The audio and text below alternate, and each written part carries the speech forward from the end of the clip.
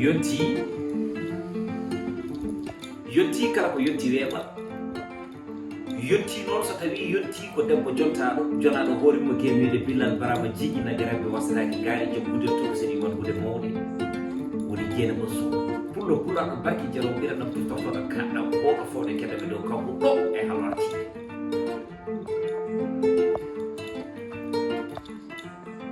oɗo e halwarti yonti eɗo e halwarti yonti émission o ko yonti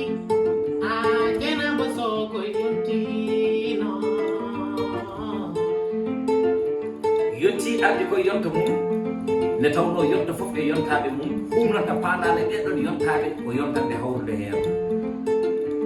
kala ko yontirade yontide yonti an jontaɗo o tawtoreɗa kono noon sa yontaka anda ko yonti ko holno yontiri a wawata andude hol ndeɗon yontande saha jontaɗa e sagare ɗeɗon yontande yontade jeena ko noon ko jontaɗo te kala jontaɗo ma ar e nder yonti ko debbo pullo wi umaruda anen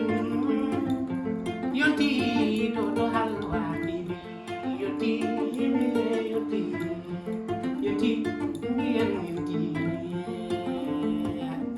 yonti moni kala ando hoore mum anda asko mum asli mum final tawa mum donaji mum gowaɗi mum e coñce mum ne tawno fulɓe ne kewide sonno koti waɗono ɓakke ceernon koto durmoji ɗo hoore ƴee so tawi noon pullo wiyama yo hoota e gooloje ko debbo pullo ɗima ko debbo pullo ko jeeɓa soyo jenaɓa soyo min koyni noddima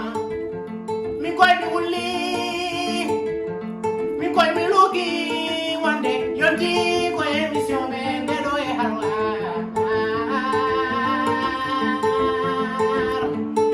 so neɗɗo ari debbo no faaji ɓe mbi haalino ko gorko arno haysno ko gorko arno hono jogo mbaɗe guiƴude tiiɗi Allah heedi hen pullo jontaɗo woni jeena ko so kono noon alay sago so tawi en kaali haala halwar tiiɗi kaalen mama sofura taw ɗum seyko mar ko dada mayse eliman siri sappo demba ali mum ta ɓutolatade joom hoore mawde nde roɗa ko mbalɗu ñamoy kurus nanay tattari selguino fuɗoji ɗum feññage kala ko yonti weeɓa tigi jeyi kala ko yonti weeɓa tigi non yonti mbimi yonti no ay mbimi yontina yonti e nder émission yonti ko Dieynaba Sow wonata ɗum ɗo e Halwar TV wonon kala keɗoɗe kettoɗe pamon teskoɗon jeeɓon jiyon hen jeejuɗi ɗum noon ko émission yonti min tigi ɗum e Oumar emin jeeɓo yonti mbimi yonti noon e mbimi yonti noon mbimi yonti ay mbimi yonti ey Dieynaba Sow kanko ardi émission men mbiyeɓe ɗo yonti yonti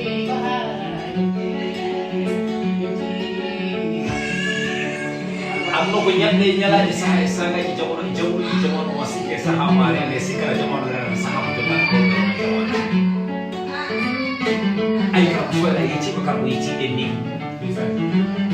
so yonti noon yottama e nder yotta kanko Dieynaba Sow yonti kala jottaɗo wawa yottede e nder onon yonti ene heewi yonti noon kono kanko yottade andatake oɗon yonti mo yamata andataake wallahi dalide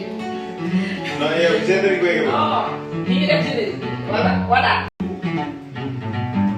bon noon kulɗo yimɓe jeeya fof mo hatanaaki ndeysaan o yiɓetake ɗo so wona bilal brama jigui nagiraɓe wasatake gaari ɗo tuuɓe tukse babal tuuɓeje mawɓe o mbiyen ɓe bata bate tan bata bate babal bata bate si woni wonon so tawi yima mi siftoro joom kuƴe kaari mi siftoro tigui rigui joom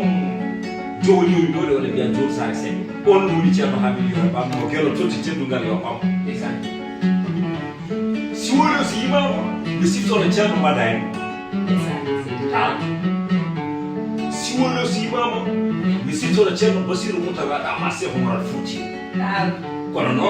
ne jita Ceerno Seeku Umar Basiru Mountaga Daha Seeku Umar Fuuti on kebbiɗo dokkaɗo konaɗo kormaɗo afo bammu dokara mamu jeeɗo jibinande o tiito mamu raga si woni so yimama mi siftora debbo pullaɗo barki jaroɓira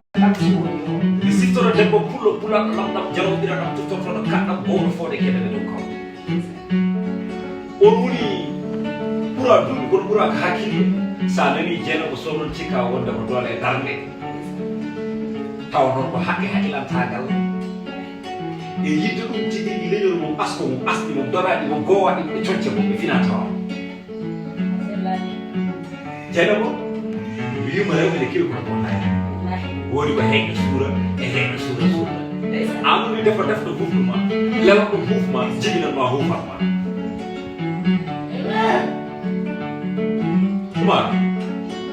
ay si biya ko kula da da ko jure da ma ke ko ujumaji tembre no ga say Allah ndela he ko tembre sappo tan be ko tembre sappo da ko ala Allah ko dal do ko asi e nder be do no ga jodi do yore ko asi ko ko be Muhammad Rasulullah sallallahu alaihi wasallam ele digo ko